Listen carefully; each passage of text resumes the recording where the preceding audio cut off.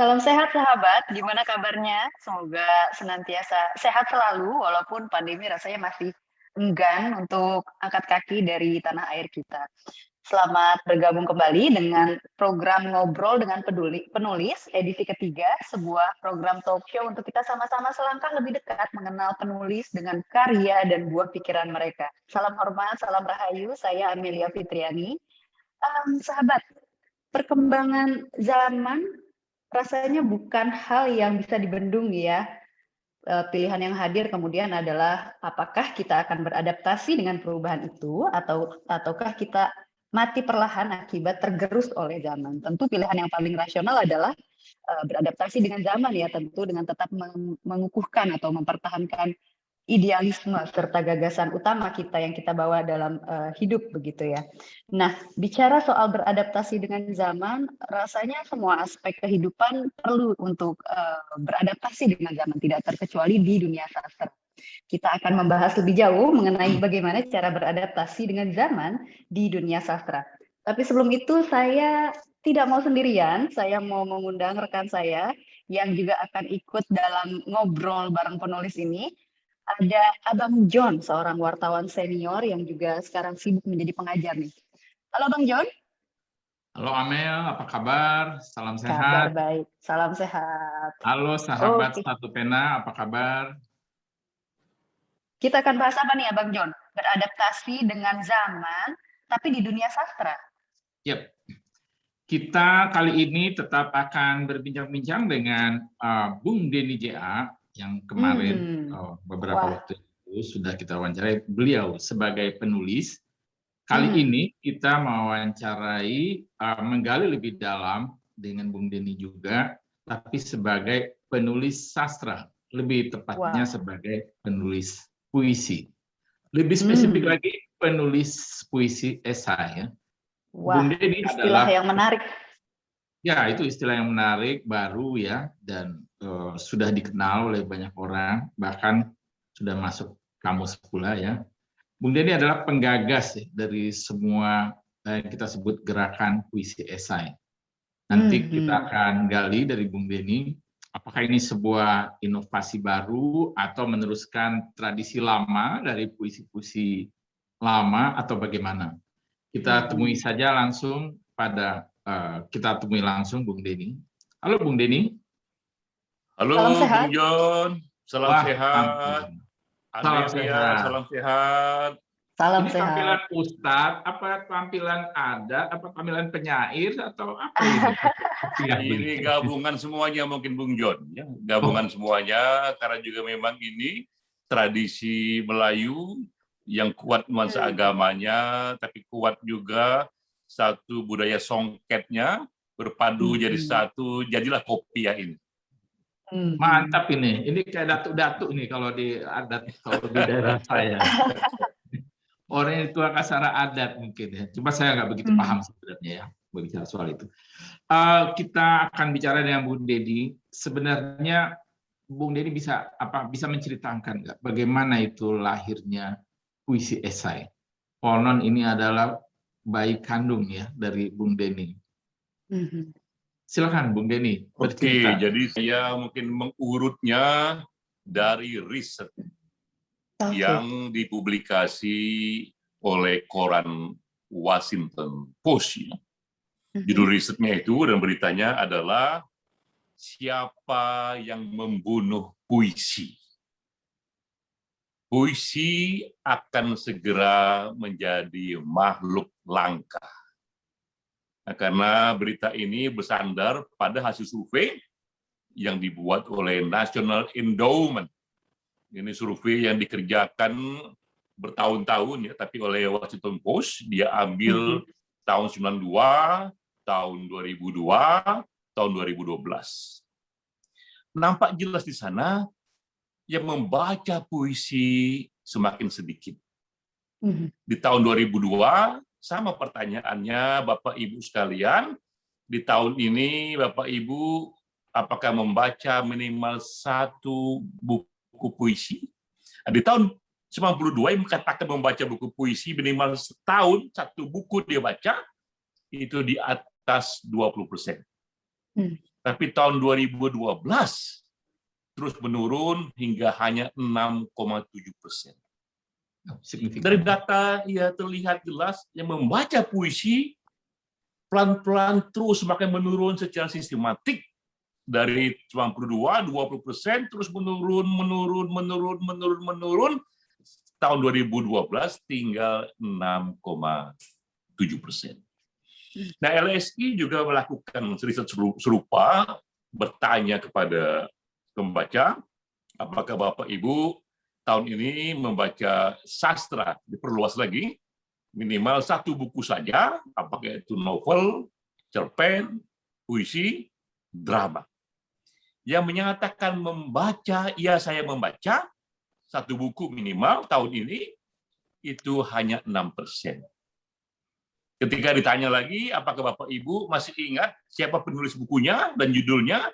Yang ingat judul buku dan penulisnya tinggal 3%.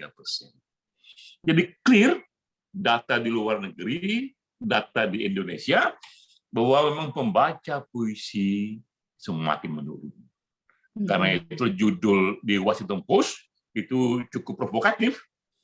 Puisi segera menjadi makhluk langka. Banyak juga muncul beberapa berita soal itu. Salah satunya adalah Who Kills the Poetry? Siapa yang membunuh puisi? Nah, saya membaca yang lebih jauh dari ini sebelumnya, tulisan John Barr. Ini salah satu pendiri majalah paling tua soal puisi yang judul jurnalnya itu Poetry Magazine. Di tahun 2006, ini 2006 kan? Itu 100 tahun peringatan majalah Putri itu, John Barr menulis soal puisi, bahwa selama 100 tahun puisi tak kunjung mengalami inovasi. Nah, ini poin yang kuat dari John Barr, karena John Barr pun juga sudah menangkap publik yang pergi dari puisi. Nah, kata John Barr, bukan publik yang meninggalkan puisi, tapi puisi yang meninggalkan publik. Itu penyebabnya 2 hal. Pertama, karena para penyair semakin asyik masuk dengan dunianya sendiri, menulis puisi bukan tentang isu-isu yang saat itu menjadi kegelisahan publik luasnya, tapi hanya masalah kegelisahan dirinya pribadi. Jadi pertama mengenai isu-isu yang tidak lagi isu besar zamannya, tapi terlalu banyak isu-isu personal pribadi sang penyair itu. Dan kedua, dituliskan dalam bahasa-bahasa yang semakin tidak dimengerti oleh orang awam. Apalagi di Indonesia terkenal itu munculnya puisi gelap, seolah-olah makin rumit itu bahasa, makin susah dimengerti, makin tinggi itu nilainya, akibatnya publik tidak mengerti. LSI juga membuat riset soal itu, bahwa banyak sekali puisi-puisi yang mereka baca, mereka nggak mengerti ini apa arti puisi ini. Nah, akibatnya tak heran puisi semakin ditinggalkan. Nah, saat itulah era ketika saya juga ingin menulis puisi, maka saya mulai dengan situasi itu mencoba membuat satu jenis puisi yang kira-kira bahasanya bahasa yang mudah saja, dan juga topiknya, temanya, isinya, tentang isi-isi yang sedang menjadi kegelisahan zamannya, anak zamannya. Jadi itulah background sosial lahirnya puisi essai. Tapi sekarang ini, Bung Denny tadi menyebutkan bahwa Bung Denny baru menulis puisi sejak itu. Apakah sebelumnya belum pernah menulis puisi sama sekali? Kita menulis puisi sejak bisa menikmati keindahan alam, sejak SMP, SMA, tapi benar-benar puisi dalam rangka publikasi, benar-benar puisi yang saya niatkan untuk menjadi buku, untuk menjadi satu sumbangan cara bertutur yang baru, memang baru tahun 2012 ya. Itu era ketika saya sudah lama menjadi konsultan politik, kepada teman-teman saya katakan, saya sedang merasa hamil tua. Merasa akan lahir anak batin yang baru, entah apa. Cuma saat itu di LSI saya udah buat banyak sekali makalah-makalah riset dengan catatan kaki yang penuh, karena itu riset yang empirik. Tapi saya katakan kepada teman-teman, saya sedang hamil tua dan merasa akan lahir anak batin yang lain. Nah, saat itu saya merasa itu puisi esai. Menarik. Cara tujuannya sangat mulia, Bang Denny, karena membantu bagaimana puisi bisa dicerna secara konteks, makna, dan bahasa yang indah begitu ya untuk masyarakat agar tidak semerta-merta ditinggalkan begitu ya. Itu menarik. Tapi bagaimana Abang Denny kemudian kalau tadi tujuannya, bagaimana Abang Denny mendorong atau mengupayakan agar puisi esai ini bisa menjadi sebuah konsep atau menjadi sebuah hal yang bisa dipahami oleh banyak orang atau bisa diterima oleh banyak orang. Ya, nah lalu setelah muncul satu passion untuk menulis puisi, saya pun merenung kembali, kira-kira puisi bagaimanakah yang akan saya tulis. Saya merasa saya hidup di zaman yang begitu besar. Ini zaman yang orang katakan revolusi teknologi, revolusi industri yang keempat. Tak pernah ada zaman yang sebesar ini. Tapi saya melihat situasi, terjadi inovasi di dunia lain, di bisnis. Kita lihat terjadi satu bisnis online yang luar biasa efeknya, tiba-tiba kita mendapatkan kultur baru, shopping online. Dan Amazon, buku yang awalnya itu hanya buku online, pemiliknya tiba-tiba menjadi orang paling kaya di dunia. Jadi ada inovasi di dunia bisnis, ada inovasi di dunia politik. Dulu juga itu presiden, seperti di Amerika, jika dia mau kampanye, dia akan bikin konferensi pers untuk memulai kampanyenya, tapi di era itu dia mulai kampanye dengan membuat sebuah tweet di Twitter. Sudah berbeda sekali. Di dunia media juga demikian. Media online begitu kuatnya, tiba-tiba kita melihat koran-koran semakin tidak dibaca, TV-TV yang dulu itu menjadi tempat kita mencari berita, mulai ditinggalkan, orang berlari kepada media online. Nah, ketika terjadi inovasi besar di dunia politik, bisnis, media, bagaimana di dunia puisi? Mengapa tak lahir satu inovasi? Dan kita mengagumi Takdir Ali Sabana, mengagumi Rendra, Haril Anwar, tapi kita ini hidup lebih besar dibandingkan era Takdir Ali Sabana, dibandingkan era Haril Anwar atau Rendra, harus lahir minimal sebuah ikhtiar, genre puisi yang berbeda. Ini zaman yang besar, harus lahir juga jenis bertutur dalam puisi yang berbeda. Minimal ada kesadaran untuk membuat itu. Nah, jadi itulah awal saya mencoba meramu, melahirkan satu puisi esai, puisi yang baru. Jadi Bung Denny, puisi esai ini by design ya, bukan by accident lahirnya. Betul. Jadi karena waktu itu saya sudah banyak membuat makalah mengenai demokrasi, hak asasi manusia. Saya mencoba, sekarang tema-tema ini agar lebih menyentuh hati, kita sampaikan ke dalam bentuk puisi. Namun bentuk puisi yang bagaimanakah? Jika saya hanya mengulang-ulang puisi seperti yang dibuat Haril Anwar, dibuat Rendra, Amir Hamzah, sudah terlalu tua kita. Ya. Waktu itu tahun 2012 usia saya 49 tahun, saya 63 lahir ya. Terlalu tua kita untuk hanya membuat puisi-puisi yang mengulang-ulang, walaupun kita hormat kepada para senior. Dan saat itu saya merasa inovasi harus dimulai, tapi bagaimana caranya? Sudah datang kepada saya pengetahuan itu, bahwa haruslah ia mengangkat satu isu yang menjadi isu zamannya. berarti memang ada isu-isu sosial yang menggelisahkan zamannya yang harus diangkat. Kedua, haruslah juga dia dengan bahasa yang mudah, karena itu keindahannya tidak lagi terutama di kata-kata, tapi keindahan pada kisah, keindahan pada cerita. Karena harus tetap ada apa yang indah di sana itu.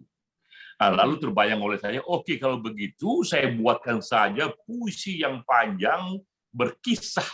Karena orang suka dengan storytelling. Orang suka dongeng-dongeng, suka kisah-kisah. Ini juga puisi yang berkisah, selayaknya cerpen, selayaknya novel, tapi dalam bentuk puisi. Namun, karena isunya adalah isu zamannya, ia harus soal kisah yang sebenarnya. Harus true story, tapi difiksikan. Karena itulah saya perlukan catatan kaki di sana. Nah, disitulah dianggap yang agak beda dari puisi esai, karena puisi esai ia menggunakan begitu banyak catatan kaki, dan catatan kaki dalam puisi esai itu bukanlah sekedar tambah-tambahan keterangan untuk menjelaskan ini artinya apa, itu artinya apa, lihat footnote, tidak begitu. Dalam puisi esai, catatan kaki itu adalah ibu kandungnya. Dialah penghubung kepada peristiwa yang sebenarnya, peristiwa yang mengguncangkan masyarakat. Seperti tadi, ketika Fang Yin dibuat itu, kisahnya adalah tahun 98, amuk masa yang menimpa kaum sipit mata. Itu real, ada footnote-nya yang bisa saya ambil, nah itulah ibu kandungnya, dan di atasnya berdiri puisi yang merupakan anak kandung dari teks dalam footnote itu. Maka jadilah ia satu ramuan baru, puisi esai, puisi yang panjang, berbabak-babak, ada footnote-nya, dia historical fiction, atau true story yang difiksikan, dan juga dia dengan bahasa yang mudah. Karena saya orang baru, dengan sendirinya ketika ini dipublikkan, terjadilah heboh yang minta ampun menghujat saya. Tapi itu saya terima sebagai bagian dari konsekuensi, dan itulah hukum-hukum sosial. Bagaimana penerimaan masyarakat terhadap itu? Kan ada yang menghujat, tentu ada yang menerima ya. Mungkin Nah, saya bisa menggambarkan kegaduhannya itu seperti apa ya? Jadi saya sudah terbayang juga bahwa ini yang akan dipopulerkan. Maka cara pertama saya adalah meminta kata pengantar dari mereka yang memang sudah menjadi dewanya di dunia puisi. Jadi ini juga agak unik ini. Orang bilang, Bro Denny ini bikin buku puisi nggak nanggung-nanggung. Yang kasih kata pengantar 3 orang sekaligus. Yaitu Sapari Djakodamono, Sutarji Kasumbahri, dan Ignace Clayton. Jadi 3-3-nya saat itu memang dikenal sebagai dewa-dewa puisi. Ya. Kalau Sapardi memang dia penyair juga, Sutarji juga penyair juga, tetapi kalau Ignace Clayton dia akademisi puisi. Katakanlah memang ia banyak sekali mendalami dunia puisi, dihubungkan dengan masyarakatnya, filsafat, dan sebagainya. Saya minta mereka bertiga untuk menyampaikan kata pengantar. Saya baca kata pengantarnya, terutama dari Ignace Clayton, dan saya sepakat juga padanya bahwa ujungnya nanti sebuah puisi atau apapun gagasan, ia hidup panjang atau mati tergantung apakah ada komunitas yang menerimanya, apakah ada komunitas yang menghidup-hidupinya. Nah, ketika pertama kali saya membuat puisi esai, langsung muncul di kepala saya ingin menciptakan komunitasnya. Cara pertama adalah mengajak orang menulis sebanyak-banyaknya puisi serupa. Nah, itulah awal saya mengajak teman-teman menulis dengan semboyan yang berbeda, sangat frontal ketimbang semboyan Hariri Anwar. Kalau Hariri Anwar mengatakan yang bukan penyair, jangan ambil bagian. Nah, saya mulai sebaliknya, yang bukan penyair, silakan ambil bagian. Karena puisi harus kembali kita turunkan ke tengah gelanggang. Mulailah itu teman-teman menulis puisi, kawan-kawan aktivis, kawan-kawan dosen, ya, penulis, nggak pernah nulis puisi bahkan, saya undang untuk menulis puisi esai, saya kirimkan buku saya katakan, bro dan sis, tulislah puisi seperti ini, tentang tema-tema yang menurutmu penting. Nah, menulislah teman-teman, sampai sekarang ini tak terasa sudah terkumpul lebih dari 100 buku puisi esai. Wow. Tak terasa sudah menulis lebih dari 200 penulis. Tak terasa juga sudah terkumpul 34 buku puisi esai dari 34 provinsi, di mana satu provinsi menuliskan 5 kisah lokalnya masing-masing dengan puisi esai, dan tak terasa juga puisi esai sudah nyebrang ke Asia Tenggara. Nah, itulah yang terjadi dan tak diketahui ternyata begitu efeknya itu. Menarik. Kalau memang bicara soal tadi Bang Denny cerita, ini adalah salah satu inovasi di dunia sastra, tentu dengan tetap menghormati para penyair terdahulu dengan konsep puisi dan dengan konsep esai yang terpisah begitu ya. Inovasi pasti rasanya sulit untuk tidak menuai kontroversi. Kita ingat juga awal-awal masa inovasi dari aplikasi transportasi online pun sama begitu ya. Namun pada akhirnya bisa hidup berdampingan dengan transportasi yang pada umumnya. Begitupun rasanya di puisi esai ini begitu. Tapi yang menarik Bang Denny adalah, kalau boleh saya bilang ada semacam tanda kutip turning point dari puisi esai itu sendiri ketika tahun lalu ada kabar bahwa puisi esai sudah masuk ke dalam KBBI begitu ya. Rasanya ada deh saya cuplikan beritanya, boleh ditampilkan Mas Operator. Oke, nah menarik nih Bang Denny, Bang John, puisi esai resmi tercantum di KBBI. Ini kan menjadi semacam pencapaian atau turning point yang baru dari upaya seorang Denny JA untuk mendorong ada loh konsep baru, konsep inovasi baru dalam dunia sastra, puisi esai yang kalau tadi jargonnya adalah yang bukan penyair nggak usah minggir, intinya begitu ya Bang Denny ya. Ya, Betul. Untuk Bang Denny, makna dari puisi esai sudah tercantum di KBBI ini apa sih maknanya untuk Bang Denny? Ini satu hal yang sangat menyentuh hati saya, karena memang tak ada yang lebih membanggakan dari seorang penulis ketimbang ia menciptakan satu kata baru.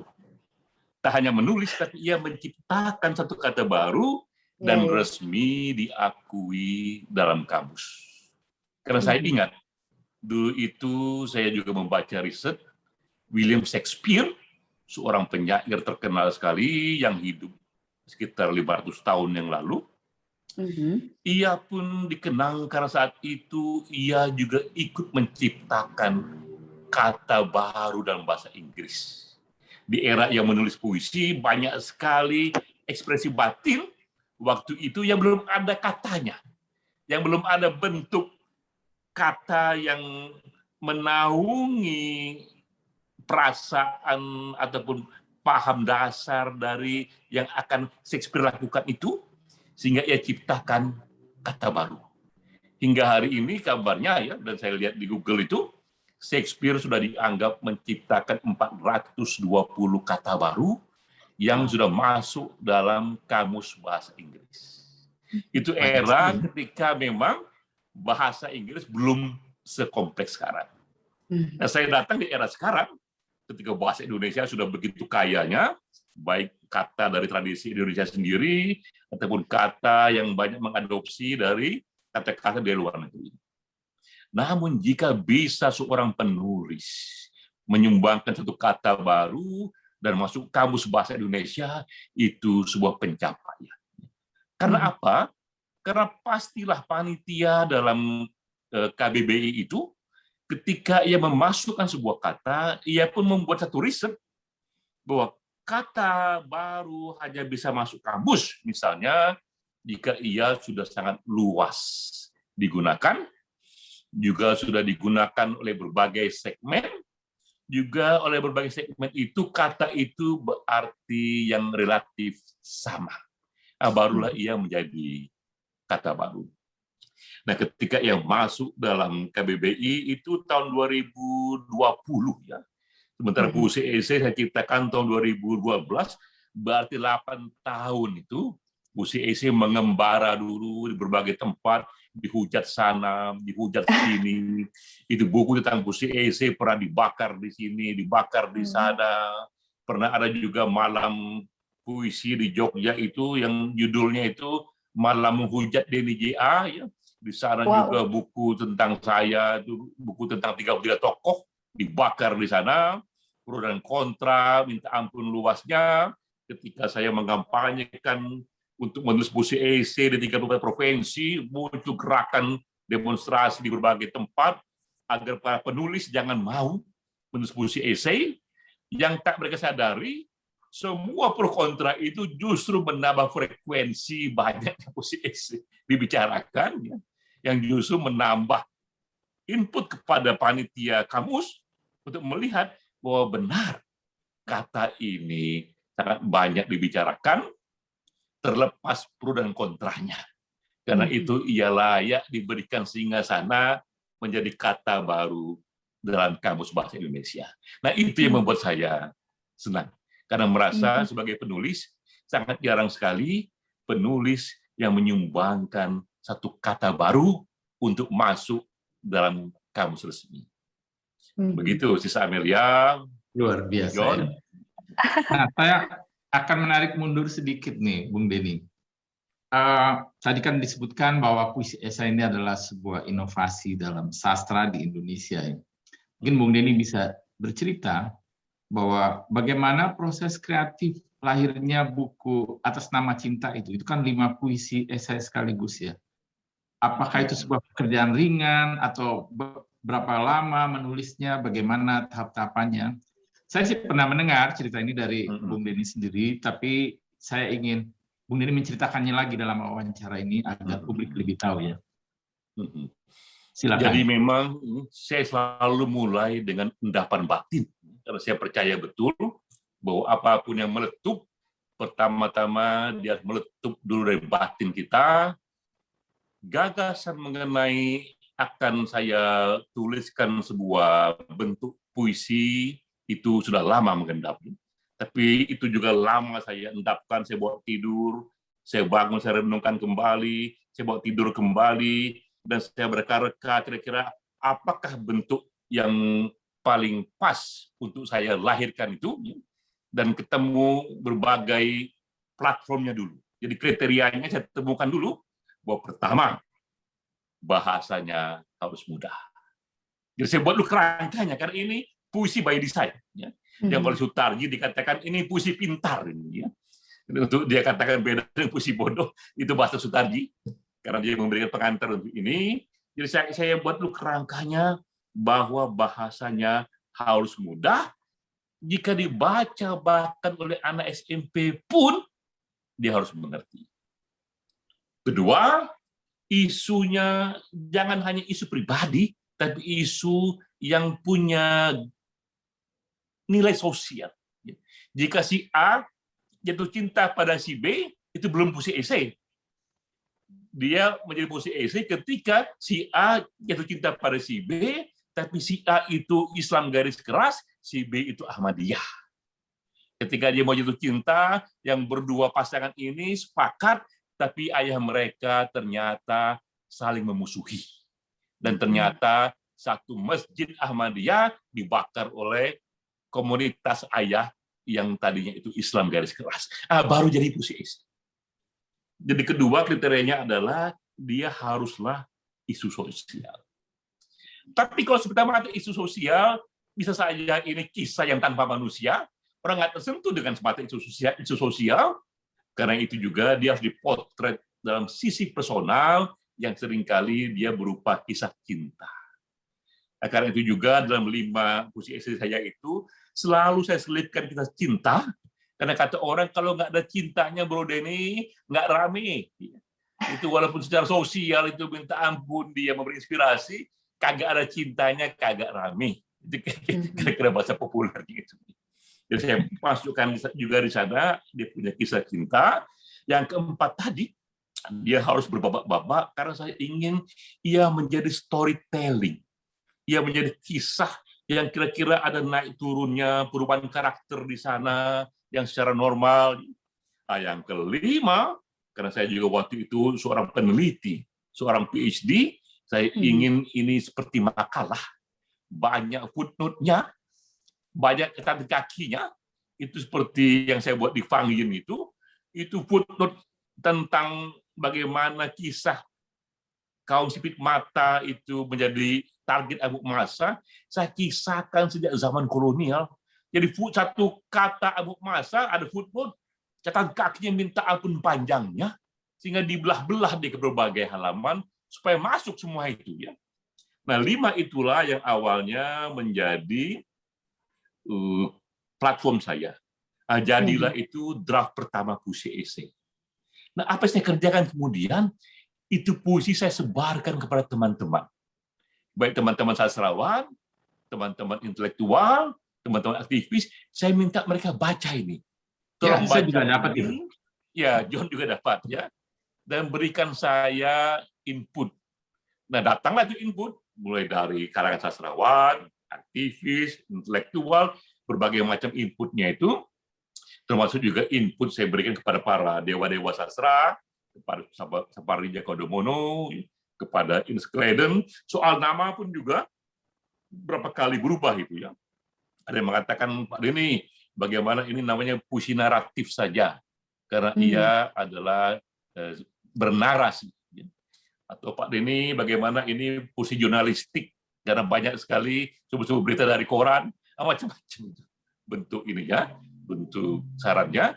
Tapi kemudian saya pilih puisi esai, ya, karena saya merasa bahwa ini puisi dengan cita rasa esai, dan esai dengan cita rasa puisi.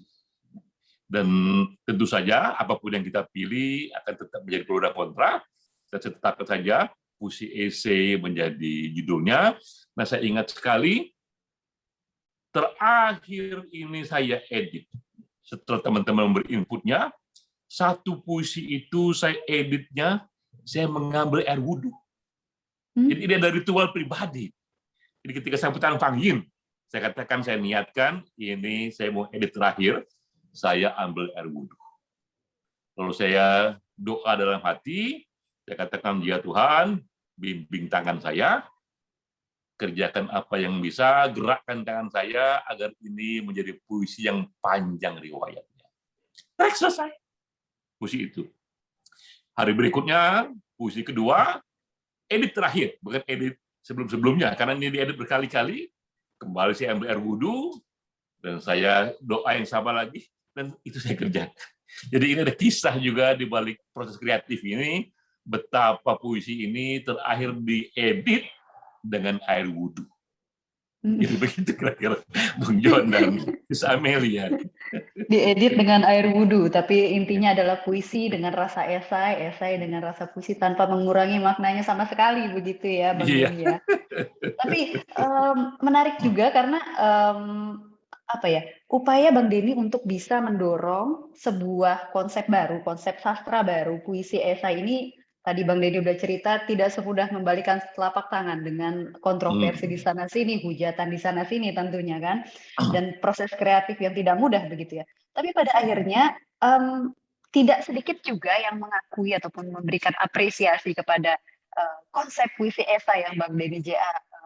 gaungkan ini. Salah satunya kita tahu Bang John, ada Bang Denny J.A. pada tahun lalu ya, 2020 dan 2021 mendapatkan penghargaan sastra ASEAN atas inovasi dunia sastra melalui puisi esai. Saya belum mau meminta komentar Bang Denny, saya mau mengajak sahabat untuk melihat cuplikan dari penghargaan tersebut begitu. Silakan Mas Operator. Siapa yang membunuh puisi? Saya katakan puisi tidak terbunuh. Puisi tidak mati. Karena kami, para pecinta puisi, akan terus menghidup-hidupkannya. Akan terus melakukan inovasi, akan terus melakukan pembaharuan, puisi esai datang sebagai satu bunga saja, karena ia dimaksudkan mengajak bunga-bunga yang lain, sehingga membuat aneka taman puisi kembali berwarna-warni. Puisi tidak mati, puisi tidak terbunuh, karena kami terus melakukan inovasi. Wassalamualaikum warahmatullahi wabarakatuh. Menarik. Video di mana Bang Denny J.A. menjelaskan soal puisi esai. Ini bagian dari ini ya, penghargaan video untuk penghargaan sastra ASEAN gitu, Bang Denny? Ya, jadi ini juga menarik ya. Ini penghargaan di era COVID, di era virus corona, sebenarnya diberikan di tahun 2020, tapi terus tertunda-tunda karena panitia ingin saya hadir. Dan berarti menunggu COVID selesai. Waktu itu diduga tahun 2021 COVID akan selesai dan saya akan bisa hadir. Ternyata 2021 pun COVID tak kunjung selesai. Nah, akhirnya panitia memutuskan tetap dibuat juga perayaannya dan saya diminta untuk memberi sambutan. Karena tak bisa datang, maka dibuatlah video ini. Nah, tapi yang menarik di sini adalah saya buat video ini dengan satu situasi. Bahwa saya pun tak menduga betapa ternyata puisi esai yang saya niatkan untuk mengekspresikan pikiran saya soal hak asasi manusia secara sastrawi, ternyata dia bisa berkelana ke Malaysia, berkelana ke ASEAN, dan mendapatkan penghargaan ke tingkat ASEAN. Bahkan bentuk penghargaannya pun di luar yang saya duga. Ini penghargaan yang dimaksudkan sebagai langkah pertama diplomasi sastra. Jadi saya dianggap dalam penghargaan itu adalah saya tidak hanya membawa satu inovasi dalam cara bertutur puisi yang berbeda, namun puisi esai juga bisa menjadi diplomasi sastra. Pun itu di luar dugaan saya, seperti saya mencoba mengeksplor apa yang mereka maksud dengan diplomasi sastra, dan sudah dijelaskan kemudian bahwa diplomasi sastra itu adalah situasi di mana komunitas dari lebih satu negara, mereka bisa berinteraksi, bisa bertukar pengalaman, menceritakan situasi masing-masing, yang selama ini mereka bercerita secara politik, yang selama ini mereka bercerita dengan berbagai narasi-narasi pengetahuan, sekarang mereka bisa mengkisahkan itu dalam puisi esai. Karena memang sebelum diberikan penghargaan ini, kita membuat beberapa buku. Beberapa penyair, ada 10 penyair Malaysia dan Indonesia, ada juga penyair Asia Tenggara, dari Brunei, Singapura, Malaysia, Thailand, Indonesia. Mereka menuliskan bagaimana rumpun Nusantara berinteraksi.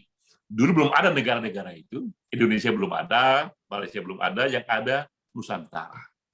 Peradaban yang jauh lebih tua, mereka menceritakan bagaimana ini rumpun Melayu Nusantara berinteraksi dari dulu hingga sekarang. Nah, semua itu diceritakan tidak dalam makalah, tapi dalam puisi esai. Jadi orang membaca puisi esai itu, mereka juga melihat dan juga memahami betapa hubungan antar negara bisa dikisahkan lewat puisi esai.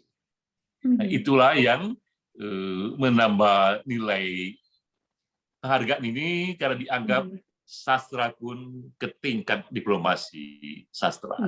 Itu kira-kira Miss Amelia. Bertanya mundur sedikit, Bung Denny. Ya. Ini penghargaan diberikan oleh badan swasta atau negara atau siapa yang memberikan penghargaan ini? Resminya yang memberi penghargaan adalah Badan Bahasa. Jadi kalau kita lihat di sertifikat yang saya terima itu, ini diberikan oleh Badan Bahasa dan Sastra Sabah Malaysia. Ya. Artinya yang memberikan penghargaan ini artinya negara ya? Badan Bahasa mungkin negara ya. Bagian lembaga negara di Sabah, bagian dari Malaysia ya. Iya betul, karena setelah saya lihat yang beri penghargaan itu adalah pejabat pemerintah ya. Menteri Sabah, dan juga hadir di sana itu diplomat Indonesia untuk Sabah, ya. Jadi ada elemen negara di sana. Karena itu pula satu akademisi di sana itu Profesor ini Rambul, ya, dia yang kemudian membuat satu isu tentang diplomasi sastra, karena menurut dia agak beda di sini karena elemen negara terlibat.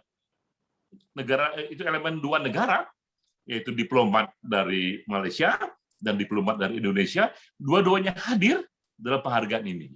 Dan saya tidak hadir, tapi saya datang dengan video karena waktu itu memang COVID, ya, kita dilarang untuk pergi ke luar negeri.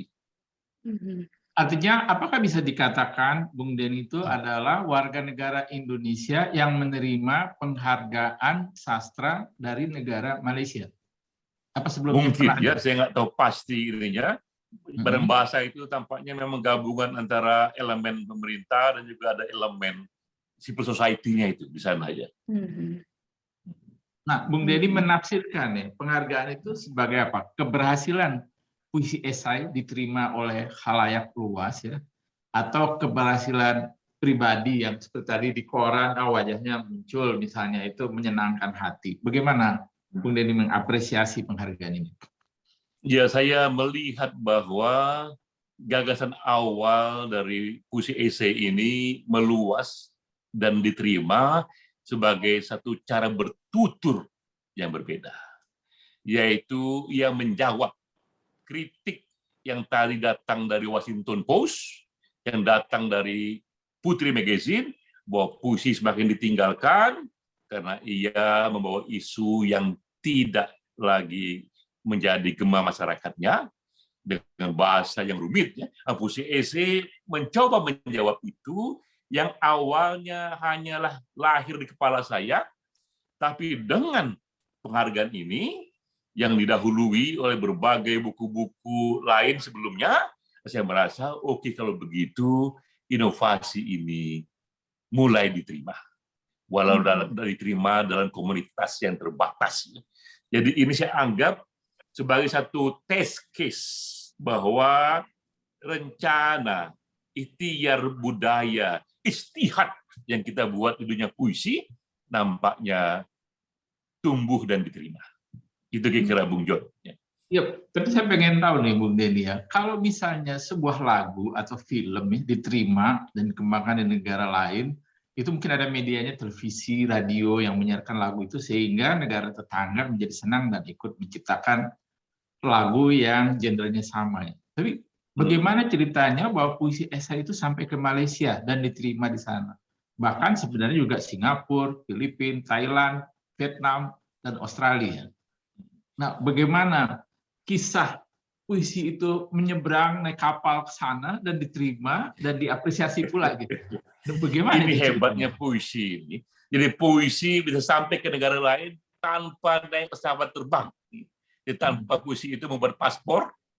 Karena sebelumnya memang didahului oleh ada pertemuan para penyair membuat seminar puisi esai. Jadi kalau kita lihat di Google, juga itu ada pertemuan-pertemuan penyair Asia Tenggara untuk datang ke Sabah. Acaranya banyak, tapi ada cuplikan di sana seminar 1 hari membahas puisi esai dari JA. Ada juga di sana kemudian satu lomba menulis puisi esai ASEAN di Sabah itu. Ada pula sebelumnya buku-buku ontologi para penyair menulis puisi esai. Jadi sudah ada beberapa event-event awal dunia sastra yang mendahuluinya, sehingga dianggap oleh mereka ini satu bibit yang sudah tumbuh, belum terlalu besar, tapi kalau ikut dibina, ikut diberi penghargaan, mungkin tumbuhnya akan jauh lebih besar lagi, karena mereka lihat jika pohon ini berbuah, mungkin buahnya akan manis sekali. Karena itulah dugaan saya, mereka memberi perhatian dan mereka memberi penghargaan. Oke, saya mau nanya lagi soal ini ya. Amel, sorry ya, saya tanya dulu ini soal ini. Silakan. Nah, setelah negara ASEAN gitu ya, apakah menurut perkiraan Bung Denny, puisi ini lalu akan terbang pula ke misalnya ke Eropa, ke Amerika, benua lain, dan akhirnya seluruh dunia ya. Saya pengen tahu nih, bagaimana Bung Denny memikirkan hal ini, atau harapannya, atau apakah ada action ke sana, atau bagaimana? Nah, ketika saya dapatkan penghargaan ASEAN ini, langsung terpikir di benak saya ingin sekali pada waktunya saya kumpulkan 10 penyair Palestina dan Israel menceritakan konflik negaranya dalam puisi esai. Jika ini terjadi, ini akan menjadi kasus yang unik sekali. Kisah konflik Palestina dan Israel yang sekarang ini terus bergema, yang kita tak tahu bagaimana ujungnya. Namun kita tahu di kepala saya itu bahwa ujungnya ini haruslah menjadi 2 negara merdeka. Ujungnya ini 2 komunitas ini harus berdampingan. Saya akan mencari penulis yang pro kepada konsep 2 negara yang merdeka berdampingan ini, menuliskan kisah-kisah mereka, hubungan 2 negara ini, hubungan 2 masyarakat, penderitaan di sana, situasi di sana, tapi tone-nya adalah menuju pada lahirnya 2 negara merdeka, dan mereka menuliskannya dalam puisi esai. Sehingga puisi esai akan ikut terlibat sekecil apapun menampung gagasan-gagasan untuk lahirnya 2 negara merdeka. Dengan cara itulah, maka sekali lagi puisi esai akan terbang tanpa naik pesawat terbang, tanpa bikin paspor, dari ASEAN dia ke Timur Tengah dan menjadi perhatian dunia. Itu kira-kira mimpi berikutnya itu, Bung John dan Sis Amelia ya. Apakah misalnya ya Bung Denny, yang menulis itu adalah warga Indonesia atau warga Afrika ya, atau warga Antartika menulis tentang konflik Palestina sama Israel, itu sah nggak disebut sebagai puisi esai yang akan memberikan kontribusi terhadap perdamaian? Harus dari negara itu. Seperti halnya puisi esai ASEAN yang nulis orang-orang ASEAN. Ya. Dari Malaysia orang Malaysia, dari Singapura orang Singapura, dari Brunei orang Brunei. Ya. Sama halnya ketika kita membuat 34 buku yang ditulis di 34 provinsi, setiap provinsi yang nulis ya orang-orang di provinsi itu juga. Karena itu membuat dia menjadi lebih lokal, lebih masuk ke dalam aura psikologi, ekonomi, filosofi, lokalitas itu. Bisa membayangkan, dan sudah dicoba, tapi belum dikerjakan secara sistematik, sudah dicoba menghubungi orang-orang Israel, menghubungi orang-orang Palestina yang kira-kira punya gagasan yang sama untuk menuliskannya dalam puisi esai, mungkin dalam bahasa masing-masing dulu, lalu diterjemahkan ke dalam bahasa Inggris. Dan ini akan menjadi kerja budaya yang cukup signifikan untuk dikerjakan. Ayo Amel kan hubungan internasional, apakah punya relasi di Israel, Palestina untuk menuliskan puisi esai? Bisa dieksplor. Tapi menarik konsepnya nih, Bang John gitu. Saya tertarik untuk menyelami lebih jauh begitu ya. Tadi Bang Denny J.A. cerita bahwa sebenarnya puisi esai adalah bibit yang sudah sedang dan akan terus tumbuh begitu ya. Tapi rupanya walaupun masih tanda kutip bibit, sudah punya visi yang sangat futuristik rasanya, dan juga sudah mulai menapaki itu dengan menjadi instrumen dalam diplomasi sastra. Apalagi yang tadi Bang Denny ceritakan bahwa harapannya barangkali bisa ya, sebagai salah satu contoh konflik antara Israel dan Palestina, bagaimana orang penulis lokal bisa mengikat keresahan mereka, apa yang mereka rasakan setiap hari, ketakutan, bisa menangkap itu semua dengan baik dalam puisi esai yang dijalankan bersama begitu kan, yang ditampilkan bersama dengan puisi esai dari penulis di Palestina. Itu futuristik sekali dan sesuatu hal yang one of a kind kalau kata anak muda sekarang sih katanya. Itu saya harap semoga segera terjadi. Saya nggak sabar untuk melihatnya, Bang Denny. Tapi kalau bicara soal puisi esai juga tadi penghargaan datang dari Malaysia begitu ya, dengan mengatasnamakan ASEAN mungkin sebagai komunitas begitu, karena kan kita juga termasuk dalam komunitas ASEAN. Bang Denny J.A. juga baru-baru ini, tahun ini tepatnya, baru mendapatkan penghargaan lagi yaitu dari Satu Pena Penghargaan Lifetime Achievement. Sebelum ke Bang Denny JA, saya mau memutarkan video singkat mengenai penghargaan tersebut. Silakan.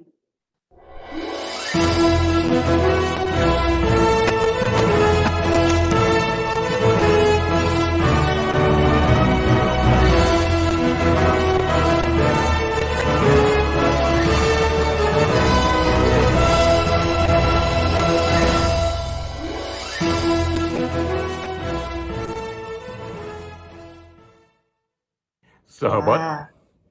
saya akan mulai dari sebuah kutipan dari Robert Sawyer. Ia mengatakan, hati dan jiwa dari tulisan yang baik adalah riset. Riset. Karena itu, jangan kau tulis apa yang kau tahu, tapi tulislah apa yang kau gali. Karena kuncinya adalah riset. Saya setuju sepenuhnya dengan pandangan ini. Robert Sawyer, ia juga seorang penulis dari Kanada. Tapi ada tambahan dari saya, khusus untuk tulisan-tulisan humaniora, khusus untuk fiksi, maka penting juga di sana membawa gagasan pencerahan. Penting juga membawa nilai-nilai yang membuat kita tersentuh pada hak asasi manusia, pada emansipasi manusia, juga kepada nilai-nilai kebajikan. Kutipan inilah yang saya ingat ketika saya mendapat kabar mendapatkan penghargaan. Ini beritanya saya bawa di sini. Ini penghargaan dari National Writers Award, Satu Pena untuk Denny JA. Ini penghargaan Lifetime Achievement Award 2021. Jadi saya mendapatkan penghargaan Lifetime Achievement Award dari Indonesian Writers Guild, Satu Pena. Dikatakan di sini, saya bacakan bahwa penghargaan ini untuk dedikasi dan inovasi. Dedikasi dan inovasi. Saya selaku penulis yang sudah 40 tahun berkarya. Penghargaan untuk dedikasi dan inovasi, dua hal yang mahal sekali nih harganya nih. Untuk Bang Denny JA, makna dari penghargaan Lifetime Achievement pula, apa ini Bang Denny? Iya, memang ini punya nilai khusus di hati saya. Pertama-tama karena diberikan oleh asosiasi penulis, diberikan oleh perkumpulan penulis. Ini yang orang bilang adalah penghargaan dari peer to peer. Jadi penulis yang dihargai oleh penulis. Dan itulah memang salah satu bentuk penghargaan yang kuat. Jika kita misalnya pemain sepak bola mendapatkan penghargaan dari penilaian para pemain sepak bola, para pelatih sepak bola, para manajer sepak bola, itu akan berbeda. Karena itu datang dari teman-teman satu profesi. Dengan sendirinya, itu penghargaan yang khusus, apalagi adalah Lifetime Achievement Award. Itu juga penghargaan yang tertinggi, yang bisa dicapai, karena berarti yang dinilai itu adalah dedikasi kita sudah dianggap panjang sekali di dunia penulis itu. Karena itu memang saya pun memberikan satu speech khusus menerima penghargaan ini, dan saya ceritakan apa yang menjadi core tulisan saya. Apa yang saya anggap penting dalam dunia tulisan, dan itu tadi saya bikin rumusnya, itu adalah T sama dengan R plus GP. T itu adalah tulisan, sama dengan R, riset, GP itu adalah gagasan pencerahan. Jadi bagi saya menulis itu haruslah kombinasi dari riset plus gagasan pencerahan yang harus dilahirkan dalam tulisan itu, baik dia fiksi ataupun dia non-fiksi. Nah, dalam speech itu hanya potongan saja. Saya ceritakan betapa kisah riset plus gagasan pencerahan ini saya rasakan banyak sekali saya dapat dari bukunya Eccleston Cabin, novel perbudakan di Amerika itu. Itu kira-kira Sis Amelia background-nya. Tapi harus diperjelas ini, Bung Denny. Ini Bung Denny dapat penghargaan, kan sekarang Bung Denny jadi presiden Satu Pena ya. Ini diterima, penghargaan ini diberikan ketika Bung Denny belum jadi ketua ya? Belum. Ketua memberikan penghargaan buat diri sendiri kan nggak lucu ya? Iya, jadi itu diberikan ketika Kongres Satu Pena. Waktu itu ketuanya Nasir Tamara, di era Kongres kemudian memilih Dewan Formatur sekaligus juga untuk menyerahkan penghargaan. Lalu Dewan Formatur bersidang, jadi kira-kira seminggu setelah penghargaan, saya dipilih secara aklamasi menjadi ketua umumnya. Jadi itu ketua umum yang saya jabat setelah seminggu saya menerima penghargaan itu. Itu kira-kira, John. Apakah ketua umum itu gara-gara mendapat penghargaan? Saya tidak tahu apa yang ada di kepala 9 Dewan Formatur ya. Ada Pak Cepi di sana, Profesor Azumari Asra, Profesor Didin S. Damanhuri, ada Ilham Bintang, Wina Armada, dan beberapa teman lainnya. Mereka yang kemudian secara aklamasi, itu juga agak jarang juga, memilih saya sebagai ketua umum. Dugaan saya, karena mereka melihat bahwa ini bahasa Komar Hidayat Komar Hidayat yang dia tidak ikut dalam tim ini Dewan Formatur, tapi dalam berbagai sesi-sesi waktu itu rapat-rapat dari para petinggi di Satu Pena, acap kali dia mengatakan DNJA ini dia punya Midas touch, kata Komarudin. Apapun yang disentuh jadi emas. Apakah itu ikut menjadi background karena mereka melihat saya mahasiswa yang kere, tiba-tiba saya masuk ke posisi AC, jadi itu barang. Jadi kosan politik jadi juga itu barang, jadi pengusaha jadi juga itu barang ya. Sehingga mereka anggap mungkin jika diberikan amanah menjadi ketua umum jadi juga itu barang. Nah, itu saya tidak tahu. Ya. Tapi bentar ketika lagi datang jadi itu emas juga aklamasi. ini. Luar biasa. Kalau dikaitkan dengan puisi esai ya Bung Denny, berapa persen kira-kira kalau misalnya bisa dihitung dikalkulasi kontribusi puisi esai sehingga Bung Denny mendapat penghargaan dari Long Life Achievement Award ini? Nah, itu pun saya tidak tahu karena panitia yang memilihnya. Tapi dari yang saya baca itu, saya dikatakan saya diberikan penghargaan karena berbagai inovasi sejak mahasiswa. Di era mahasiswa, saya ikut mengembangkan kelompok studi mahasiswa, yang saya mulai dengan saya ceritakan tulisan di Kompas itu, bahwa mahasiswa pun bisa dia berperan dalam politik, tidak harus turun ke jalan. Tapi dengan membuat kelompok studi, berpikir, belajar mengenai hal-hal sifatnya politik teoritis, politik konseptual, dan itu disampaikan dalam aneka gagasan.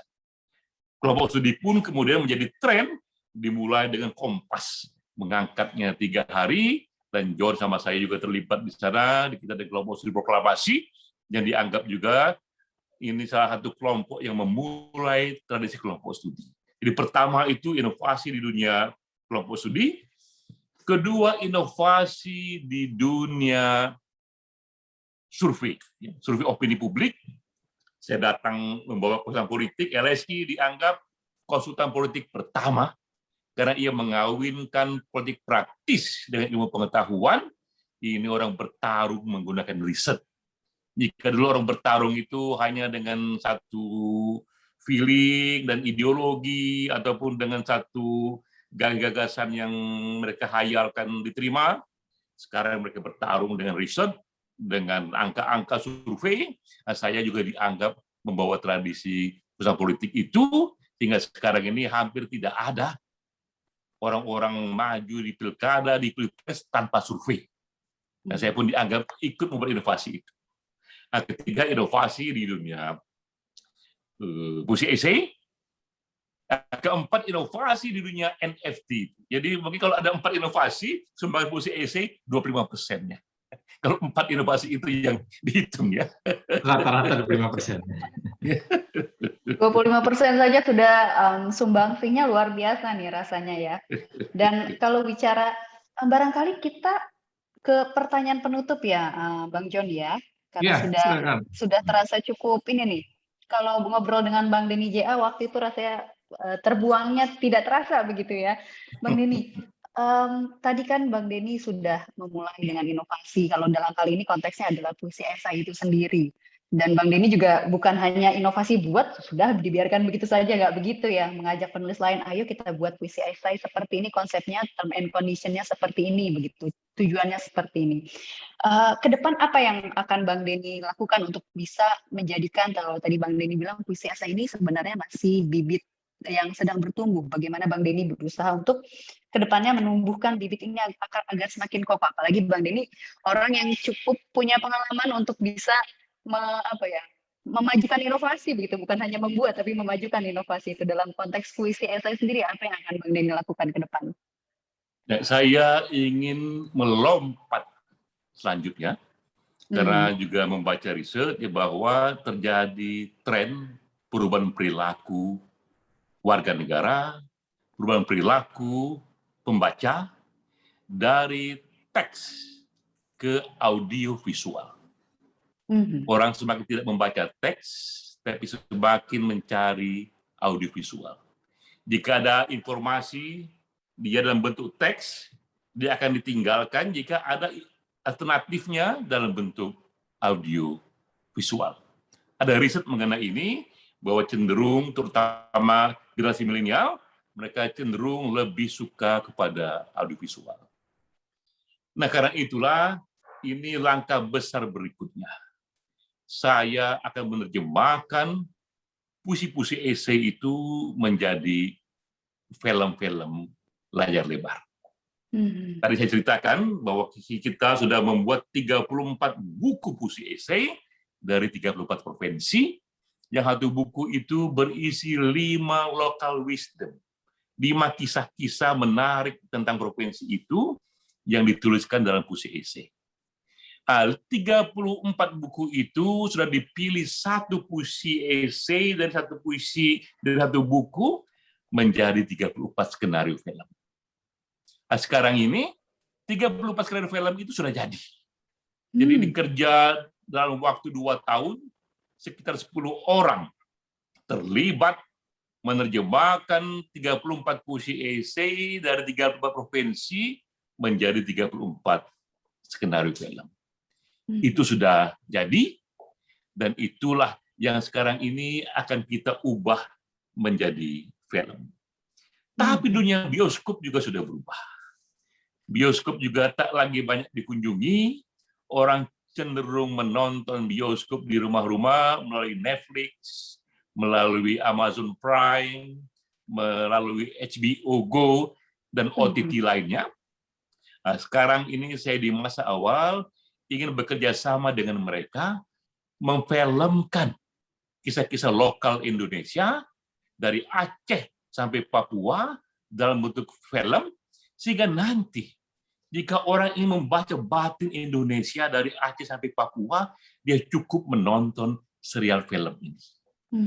Dengan cara ini akan banyak sekali hal yang dia dapatkan. Pertama yang baru di sini, inilah mungkin yang pertama di dunia, 34 skenario film yang semuanya berlandaskan puisi. Itu puisi esai. Selama ini skenario film itu landasannya adalah novel-novel ya, atau cerpen. Ini semuanya puisi esai. Kedua, dia sudah dibikin memotret kisah batin di provinsi masing-masing. Misal di Aceh, itu contoh saja, ini kisahnya tentang masyarakat yang dari tadinya itu anggota GAM, tiba-tiba karena Helsinki perjanjiannya, mereka kembali menjadi bagian dari NKRI. Lalu terjadilah konflik keluarga di sana. Sang ayah yang lebih tua merasa mengkhianati prinsip-prinsip lama di mana mereka ingin Aceh merdeka. Tapi anaknya itu datang lebih baru merasa NKRI itulah muara selanjutnya dari Aceh. Ayah dan anak pun konflik batin di sana. Dan diselipkan juga kisah cinta di sana. Jadilah sebuah story dia. Story yang ada cinta di sana, tapi juga sepotong kisah Aceh. Contoh juga di Sumatera Selatan. Di Sumsel itu ada budaya yang sangat unik sekali, di mana di Kayu Agung itu ada tradisi orang-orang mencari uang di luar negeri dengan cara menjadi kriminal. Ia menjadi pencuri di luar negeri sana, tapi pulang ke kampung halaman dihormati. Karena ia pulang membawa banyak uang dan disumbangkan kepada masjid, disumbangkan untuk membangun desa, dihormati di sana itu. Jadi ada tradisi di mana orang-orang menjadi diplomat, cuma diplomatnya untuk mencuri. Itu terkenal itu. Kalau kita tahu dari Kayu Agung, kita tahu soal ini ya. Nah, ini pun juga dikisahkan dalam puisi esai. Ada 34 provinsi yang beda-beda, semuanya digambarkan dalam puisi esai. Sudah jadi 34 skenario, maka langkah selanjutnya adalah mungkin butuh waktu 1-5 tahun.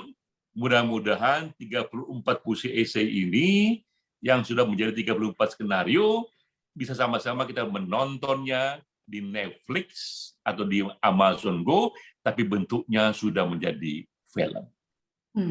Itu kira-kira Sis Amelia, Bro John, langkah selanjutnya.